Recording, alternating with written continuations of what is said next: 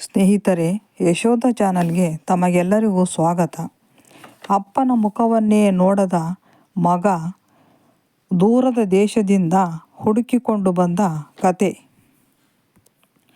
ಕುಟುಂಬದ ವೃಕ್ಷ ಸಿದ್ಧಪಡಿಸಿಕೊಂಡು ಬನ್ನಿ ಎಂದು ಜಪಾನ್ನ ಒಸಾಕಾ ಕಲಾ ವಿಶ್ವವಿದ್ಯಾಲಯದ ವಿದ್ಯಾರ್ಥಿಗಳಿಗೆ ಮೇಷ್ಟ್ರು ಕೊಟ್ಟ ಈ ಅಸೈನ್ಮೆಂಟ್ ಪಂಜಾಬ್ನಲ್ಲಿರುವ ತಂದೆ ಹಾಗೂ ಜಪಾನಿನಲ್ಲಿರುವ ಮಗ 20 ವರ್ಷಗಳ ಬಳಿಕ ಮತ್ತೆ ಒಂದಾಗುವಂತೆ ಮಾಡಿದೆ.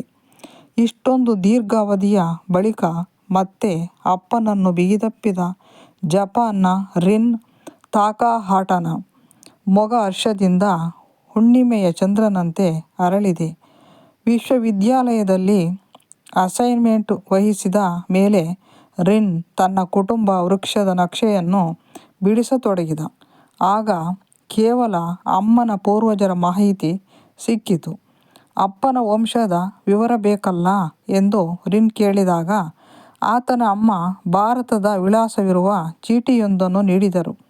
ರಿನ್ ಅಪ್ಪನನ್ನು ಹುಡುಕಿಕೊಂಡು ಭಾರತಕ್ಕೆ ಬಂದೇ ಬಿಟ್ಟ. ಅಮ್ಮ ಕೊಟ್ಟ ವಿಳಾಸದ ಚೀಟಿ ಹಿಡಿದು ಅಮೃತಸರದ ಆ ಗಲ್ಲಿಯನ್ನು ಇಂಚಿಂಚು ಬಿಡದಂತೆ ಸುತ್ತಿದರೂ ಅಪ್ಪ ಪತ್ತೆಯಾಗಲಿಲ್ಲ. ಅಪ್ಪನ ಚಿತ್ರವನ್ನು ಜತೆಗೆ ತಂದಿದ್ದ ಆತ, ಇವರು ಗೊತ್ತೇ ಎಂದು ದಾರಿಹೋಕರನ್ನು ಕೇಳಿದ. ಚಿತ್ರ ನೋಡಿದ ನೂರಾರು ಮಂದಿ ತಮಗೆ ಗೊತ್ತಿಲ್ಲ ಎಂದು ತಲೆ ಅಲ್ಲಾಡಿಸಿದರು. ಆದರೆ ಕೊನೆಗೊಬ್ಬ ಅಂಗಡಿಕಾರ, ಅರೆ, ಈತ ನಮ್ಮ ಸುಖ್ಪಾಲ್ ಸಿಂಗ್, ಈಗ ಈ ಬಡಾವಣೆ ತೊರೆದು ಬೇರೆ ಕಡೆಗೆ ಮನೆ ಮಾಡಿದ್ದಾನೆ, ಬಾ ತೋರಿಸುವೆ ಎಂದು ಕರೆದುಕೊಂಡು ಹೋದರು. ಅಪ್ಪನನ್ನು ಕಂಡ ರಿನ್ ಓಡಿ ಹೋಗಿ ಬಿಗಿದಪ್ಪಿದ. 20 ವರ್ಷಗಳ ಬಳಿಕ ತಂದೆ ಮಗ ಸಮಾಗಮವಾದ ಕ್ಷಣ ಅದು. ಏನಿದು ಜಪಾನಿ ಪುತ್ತರ್ ಕತೆ ಎಂದು ಸುಖ್ಪಾಲ್ ಸಿಂಗ್ ಅವರನ್ನು ಕೇಳಿದರೆ ದೊಡ್ಡ ಕತೆಯನ್ನೇ ಬಿಚ್ಚಿಡುತ್ತಾರೆ. 2.5 ದಶಕಗಳ ಹಿಂದಿನ ಮಾತು. ಆಗ ಥಾಯ್ಲೆಂಡ್ಗೆ ಹೋಗಿದ್ದ ಸಿಂಗ್ ಸಾಹೇಬರು ಭಾರತಕ್ಕೆ ವಾಪಸ್ಸಾಗುತ್ತಿದ್ದರು. ಅವರ ಪಕ್ಕದಲ್ಲಿ ಕುಳಿತವರು ಜಪಾನಿ ಯುವತಿ ಸಾಚಿಯೆ. ಸಹಪ್ರಯಾಣಿಕರಾದ ಇಬ್ಬರು ಲೋಕಾಭಿರಾಮವಾಗಿ ಹರಟೆ ಹೊಡೆದರು. ಭಾರತಕ್ಕೆ ಬರುತ್ತಿರುವುದು ಏಕೆಂದು ಸುಖ್ಪಾಲ್ ಕೇಳಿದರು. ತಾಜ್ ನೋಡಲು ಆಗ್ರಾಕ್ಕೆ ಹೊರಟಿರುವುದಾಗಿ ಸಾಚಿಯೆ ಉತ್ತರಿಸಿದರು.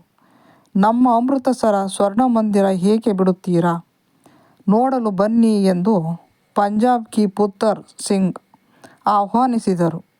ಆಹ್ವಾನವನ್ನು ಕೂಡಲೇ ಒಪ್ಪಿದ ಸಾಚಿಯೆ ಅಮೃತಸರಕ್ಕೆ ಹೋಗಿ ಸುಖ್ಪಾಲ್ ಅವರ ಮನೆಯಲ್ಲಿ 15 ದಿನ ತಂಗಿದರು. ಸ್ವರ್ಣ ಮಂದಿರವನ್ನಲ್ಲದೆ ಸುತ್ತಲಿನ ಎಲ್ಲ ಪ್ರೇಕ್ಷಣೀಯ ಸ್ಥಳಗಳನ್ನು ನೋಡಿದರು. ಇಬ್ಬರು ಸೇರಿ ತಾಜ್ ಮಹಲ್ಗೂ ಹೋಗಿ ಬಂದರು.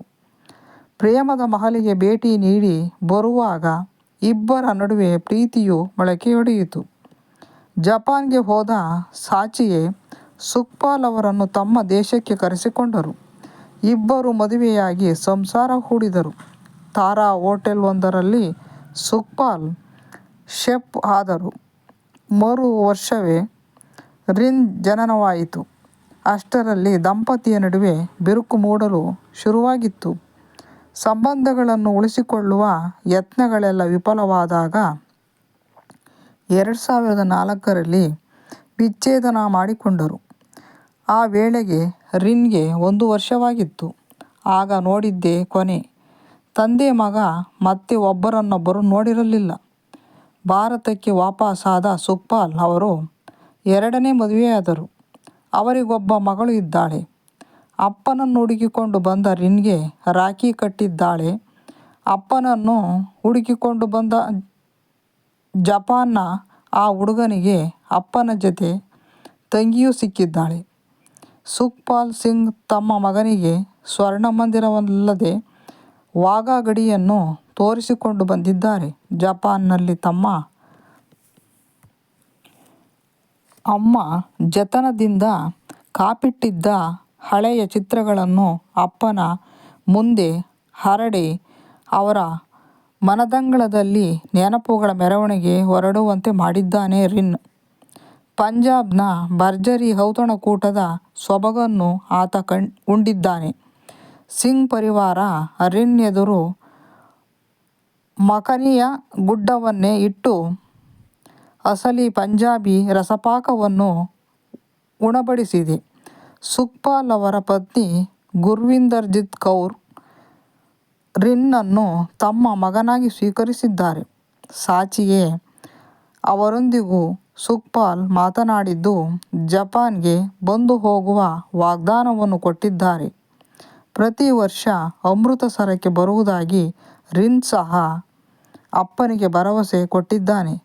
ವಿಶ್ವವಿದ್ಯಾಲಯದ ಒಂದು ಪುಟ್ಟ ಅಸೈನ್ಮೆಂಟ್ ದೊಡ್ಡ ಚಮತ್ಕಾರ ಮಾಡಿದೆ.